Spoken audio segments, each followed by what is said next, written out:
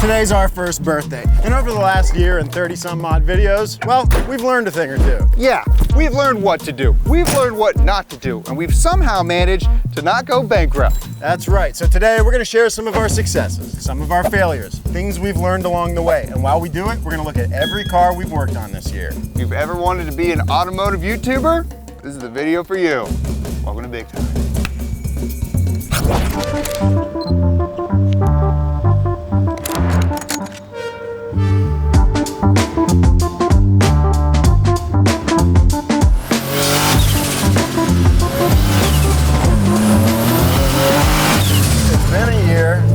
Quite a year. Yeah. So I think it's only right that the first car we talk about is one of the first to be on the channel, the S14. Yeah, it took, this was a 5-year project in the making? Yeah, well, you know, I bought this car probably 6 years ago now from some random guy on Facebook Marketplace, and it already had an RB25 swap, picked it up for pretty cheap, drove it maybe 200 miles, and then it spun a rod bearing, and, you know, that was basically the end of it. It sat for 5 years. And for all sorts of reasons, we didn't ever get around to fixing it. So when we were talking about starting Big Time, it was only natural that this be kind of how we crack into it. So we did a bunch of stuff to this car. A new carpet, new handbrake, new suspension parts, and of course, yeah, the RB25. The full engine rebuild, which pretty much was our first video, you know, to launch the channel outside of letting people know. So we crammed a bunch of stuff into this car, and now it's pretty awesome. Yeah, it's great. It makes all sorts of noises. It makes all the best noises, and I do still have some more things I want to do to this, but we're getting down to the nitty-gritty. Yeah. We're going to do an episode soon on a new shifter, getting a sway bar in the front, throwing the diff in the back, changing the catch can. So, you know, like any good project car, it's never really done. Right. But it's drivable, and I couldn't be happier. The thing is so much fun. So I finally put a bunch of time and effort into the S14, and I'm very happy and proud with how it turned out. But in working on this car was one of the first times we kind of bumped into a realization, a reality that we knew was coming. And that is that making YouTube videos about cars takes a lot of work from a lot of people.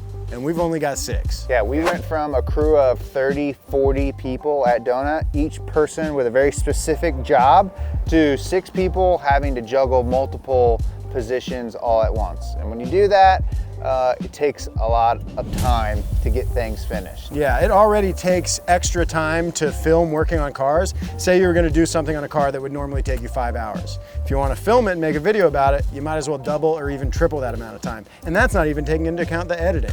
So there's a ton of time that goes into this stuff. And we'll get into it more a little bit later, but I think what we were very good at our time at Donut was the creative part of it. And we've had to juggle a bunch of different things to where we don't have to focus on that solely, which is tough. You know, at Donut, there was one person, we had just directors, just producers, just editors, you know, single focused jobs that made our lives a lot easier to go off and be creative. And now we don't get to do that. We got to, I mean, I'm doing sales.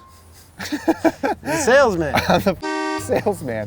I don't like doing sales, but we got to do it because we got to pay the bills. So there's the creative side of thing, and then there's the business side of thing, and then there's the having 2 jobs side of thing. When we first started this, we were still at Donut. We did 14 weeks straight on Big Time making videos while having to tackle on other videos.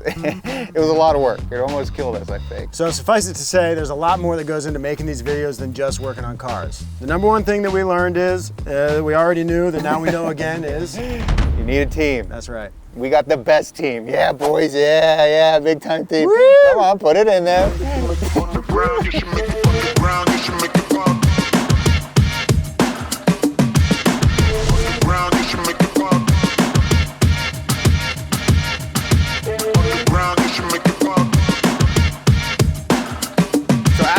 S14, we thought, well, we should need another project vehicle probably, right? Yeah.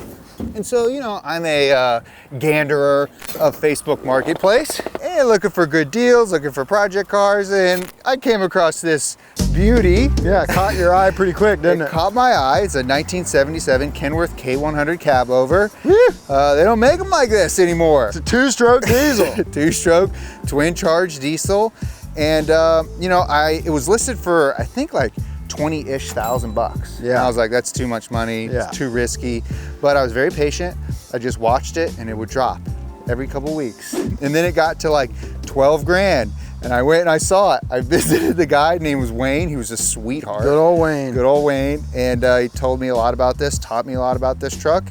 And I said, you know what? Let's pull the trigger on this. Yeah, yeah, a bit of a gamble, bit of a risk. No idea if anybody would vibe with this. Right, which leads us to the next thing that we learned, which is if you're going to be successful in this business, you got to take your risk. No risk, no reward. Which That's right. seems so cliche and nothing that I honestly thought would be like something we would implement so soon.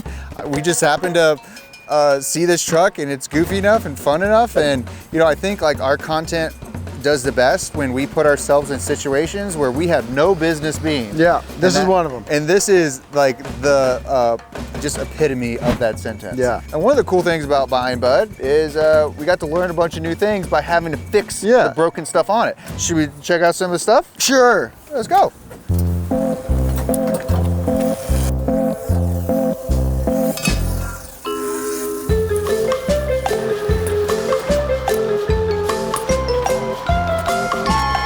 Okay, well, we're not finished with Bud. She's sprung a leak a little bit. So we replaced the pump jack, we replaced the ram, because remember, we folded it over, and we couldn't get it back. The whole cab over thing, turns out, while it looks cool, it can be a bit of a pain. Bit of a pain. We did a whole custom exhaust, which sounds cool unless you're on a road trip. Oh, it sounds so good and so cool and hurts so bad. Yeah, we did. I had a guy polish up all the wheels, learn how to polish up aluminum semi-truck wheels. We got new tires. We did all the oil changes. We did a new carpet in there. We got a radio. We got underglow. We got underglow. We got a sound system. Yeah, we got bunch of sound deadening. Oh, and we also got gold paint. Oh yes, gold paint. No, not gold paint. Gold leaf. That's this is right. Real 22 karat gold. That's right. That a guy does. Our boy Panda, they do this on like fire engines, and they like turn it by hand. They turn it by hand. It is all hand painted. We kept Bud's name because, you know, gotta keep the legend alive. Paint homage. Yeah. This is one of many risks that we've taken. You know, I think another risk that proved to be successful was we did a MotoGP documentary, essentially. 6 months of filming, going to multiple countries. That was, you know, and really focusing on motorcycles, which is not something that this channel, you know, something I've always wanted to do, but we weren't a motorcycle channel. Sure. So that was super successful and glad we did it. And then there's the other side of the coin. You know, we really wanted to get into doing more like Cletus style vlog videos. Oh, yes. And, you know, we tried a couple of those. Yeah, vlogs seem fun. They seem easy, right? You just go have fun and film it, right? Yeah, no, it didn't work out Yeah, great. you guys hated it. No one watched those. Like we said before, it's easy to look back on it now and say like, oh, okay, that was good. But in essence, this whole channel's a risk. Yeah, we left pretty good jobs. Compounding gambling. Yeah, we left really good jobs to do this on our own, to be our own bosses, to make our own content, and so far it's panning out mainly because of you guys. We love you for it. But yeah, if you're gonna be an automotive YouTuber or YouTuber in general, got to be risky with it.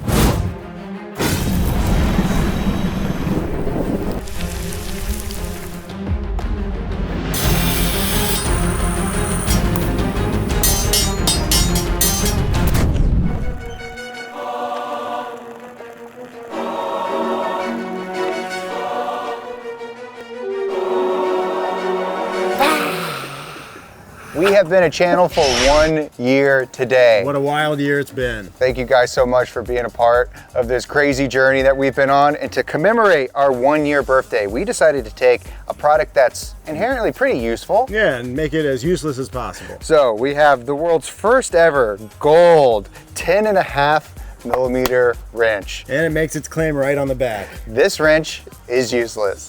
This is something actually we've been working on for a long time. Yeah, since before the channel's been alive. We want to do multiple sets of these, so next year we'll have 11.5, and then after that 12.5. So we have a full set of useless wrenches, but this is the first one. It's in a nice box. It has a certificate of authenticity signed by both Job and I. And individually numbered. Yes, we're only making 500 of these puppies. And the cool thing about them is we have a chip that's actually installed in the certificate, and when you tap it with your phone, you get bespoke videos, new drops, early exclusives, discounts off of merch that we already have, and really it's just there for fun videos for us to post, only for people who are die-hard day one fans. That's right. Wrench holders. Yeah, wrench holders, our exclusive wrench holders. And it's at the super low price of $69.42. Classic price.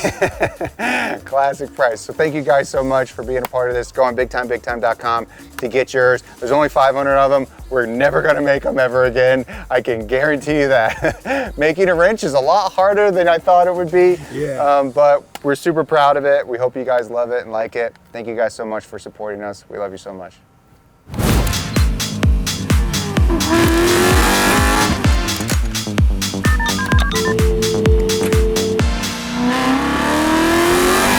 Okay, we're in one of our red M3s, yours. Mine, yes. The best sounding M3 that there ever was and ever will be.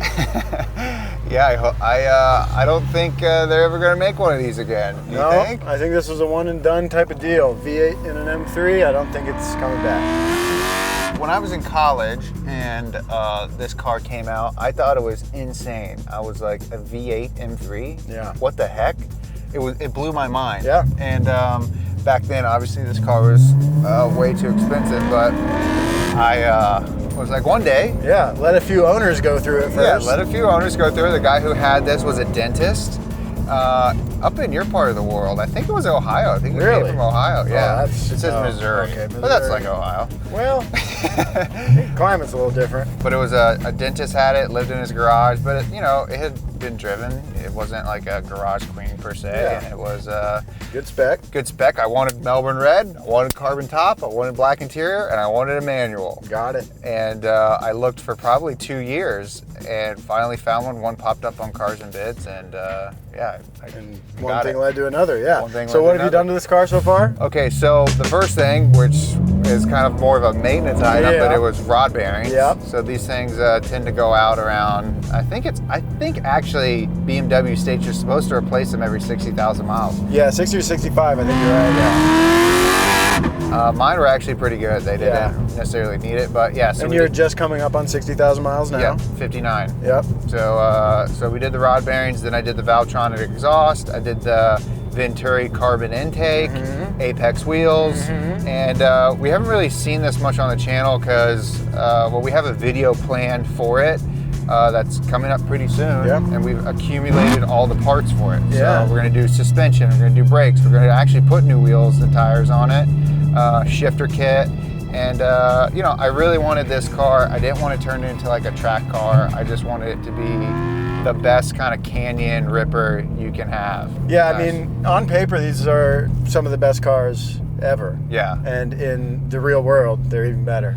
Yeah, a lot of people complain about the low torque that these make, but in the canyons, it doesn't matter. It doesn't matter, yeah. You've got revs forever, and you got grip. They're fantastic. Yeah, revs up to 8,000 RPM, and it just sounds so sick. Yeah, it's a dog down low. You got to get it past 4,000 RPM to really feel anything, but who gives a crap? Yeah, you're supposed to live above 5,000. So this car costs a lot of money.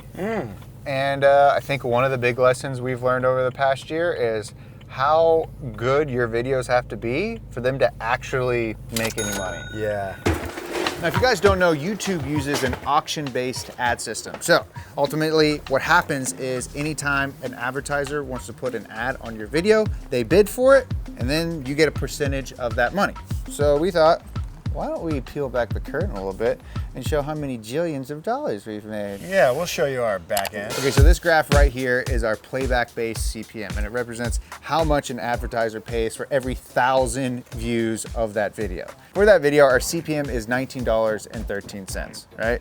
Now that number can change on a whole bunch of things. It can change at the time of day, who's watching, where you're watching. There's a bunch of what the content is, what content you generally make, and how many views you get. All that gets factored in, and then they determine how much you get per 1,000 views. Yeah, and that CPM is gonna change every single video that you make. It's gonna be different, right? This number is a little bit below our average, but essentially, let's just say it's 19 bucks you're getting every 1,000 views. And this graph right here is RPM, which is revenue per mil. Mil, M-I-L-L-E, is every 1,000 views. So every 1,000 views, we get $8.43. So if you take $19.13 and you subtract $8.43, the difference, Put it right here. 11:30. That is what YouTube takes. So they tell you CPM because it's a good metric to see what advertisers are actually willing to pay you. But then they take it away because they got to get paid. And then we're in beautiful sunny California. We got to pay the weather tax, so you take 30% of that, and then that goes away. So, you know, it starts, you start losing money real quick. That's why we can't really just focus on YouTube ad revenue. We have to have sponsors. And That's luckily right. we've had some of the best sponsors that have supported us. I talked about it before, but our mentors, Mighty Car Mods, told us before we started, only work with people that you actually endorse and use, and it'll make your life a lot simpler. For being such a young company, I've worked with some crazy sponsors. Red Bull, Ford, WD-40, 303 Car Care. I mean, there's been so many people that have helped us out. ECS has given us all these parts on the cars. Apex Wheels has given us wheels. We got to have that help to make sure that the channel runs. So just so you know, YouTube will take about half of what you're earning on the ad side. So you got to make up for it. Luckily, we've been able to build up a following and a fan base that we can ask people like that to help us out, and they do. So use your influence when you got it. But don't sell out like a bitch. You know, don't sell out.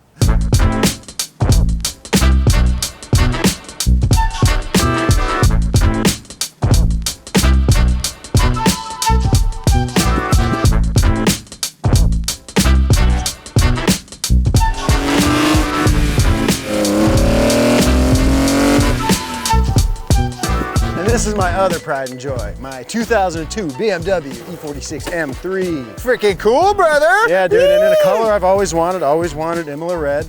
And you know, I spent basically every dollar I had saved at Donut to get this car. I just figured it was time, and to heck with it. And so I did it, I got it. But really, if I'm being honest, the real dream was always to have a CSL version of this car, which is basically unobtainable. It's like $200,000. So I figured, why not get a regular one and turn it into my own version of a CSL? And so that's what we did. We've got the CSL front bumper. We got the genuine CSL trunk lid. And well, that's pretty much all the CSL stuff.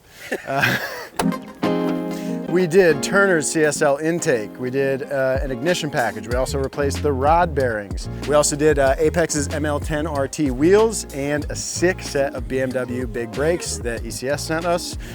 Front lip, sway bars, put a all new shifter guts in it, and that feels phenomenal. It feels so good to drive. It's so tight and responsive. I love it. Shifter guts. That's the name of my new band. You gotta replace the shifter guts.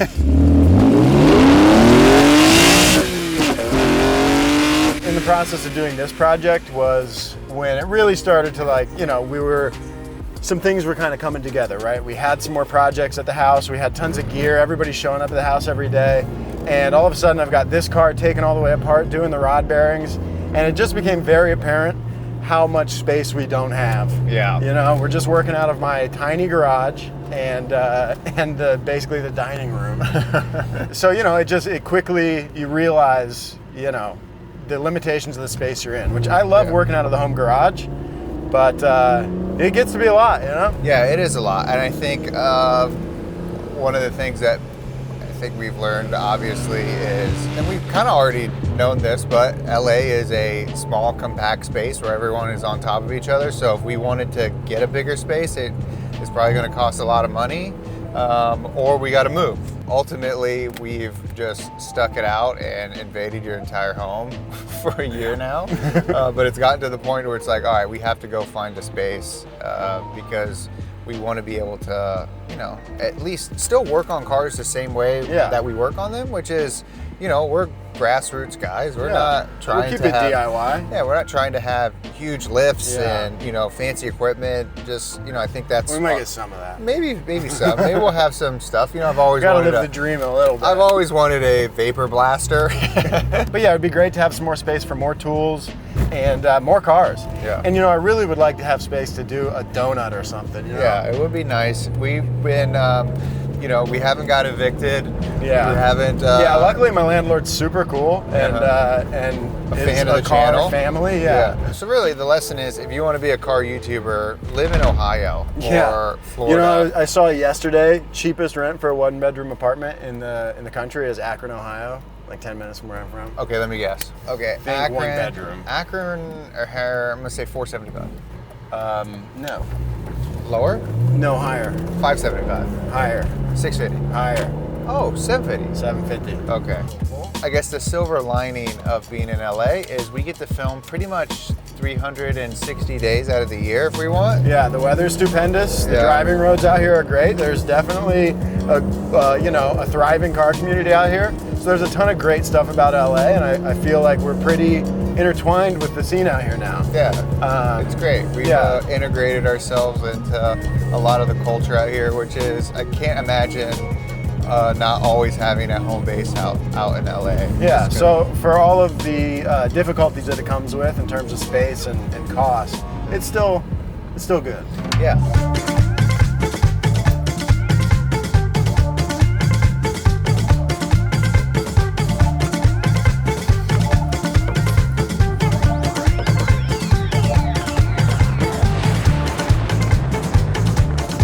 So all of that has led us to this, Joe. Woo! The Fox body. We're finally 5.0 boys. Yeah. The easiest car to do a burnout in because the tires are terrible. Yeah, the tires are rock hard and it doesn't weigh very much. Yeah, this was one of the cars when we thought about getting another project car that I think hit the boxes of, I don't know, things we've always wanted to work on. Yeah, I think it's a great platform for modifying. I think out of the box, they're not particularly good at anything, but with a little bit of love, they can get good at stuff. So I think we're gonna try to get some more RPMs out of it and make a little bit more power up top. Is something burning? Something smells like it's burning, yes. That's probably normal. You think so? I don't know. I mean, it smells like particular, and I thought I saw some smoke under there. Yeah, we got something. We sure do have something. Yeah. Yeah, shut her off. Uh-oh, this was not planned. Oh, Yeah, this hasn't done anything since the dyno. Smoking the power steering, or is this belt? Oh, that pulley is not straight anymore. Oh, it's a little kinked. How's that happen? Oh no, is that belt hot? Yeah, that's hot. That's hot? That's very hot. We got to replace the rack, I think, but it seems like now we got to replace power steering pump. Power steering pump, yeah. I'm gonna start it real quick. See what happens. Okay. Oh yeah. So, apart from the big plans that we have in terms of, making more power with this thing, we also need to fix the steering system, which keeps creeping on us a little bit. We need a new rack, now we need a new pump. Yeah, this was not planned by any stretch of the imagination, but you know what? I've never seen one seize up like this before, so there's a first for everything. Okay, so our power steering pump has been smoked. It has been without fluid for a while, so that probably doesn't help. So we're gonna wait for the boys to come, bring us some wrenches. We'll just take that belt off, and then we'll drive this sucker home. But while we wait, we can talk about our next point, which is when you're doing this, you kind of become a jack of all trades, but a master of none. The thing I was very good at Donut, I haven't been doing too much of that because we've been, same thing with you, you've been having to do a ton of other things. Yeah, you end up, pulled in a lot of directions, but, and you end up wearing a lot of hats. We know how to work on cars. We know how to make YouTube videos. Yeah. But how do you run a business, And I think that's the thing that has literally kept me up at night more than any other thing that this last year has given me. Yeah. And part of that has led me, to thinking I have ulcers, and then ulcers led to me having vertigo, and I've had all these sort of like medical problems where I've gone and seen a doctor, and that doctor I didn't like their answer, and I was like, you know what, I'm going to another doctor, and that doctor I didn't like their answer, until finally it was just like, yeah, Jer, you're gonna keep doing this because you're stressed out. So one thing people don't tell you when you're starting a YouTube channel and you're on your own, or any business, or any business, right? It's just like it is gonna be some stress associated with it. You guys have helped me, kind of alleviate some of that stress. Not a sex joke. I knew it would be a lot of work. I knew it'd be a lot of time, but I did not anticipate it being a lot of stress. Thank you guys so much for being a part of this crazy journey that we're on. Yeah. We can't wait to see what the next year brings us, but thank you for being along for the journey. We love you guys. We'll see you later.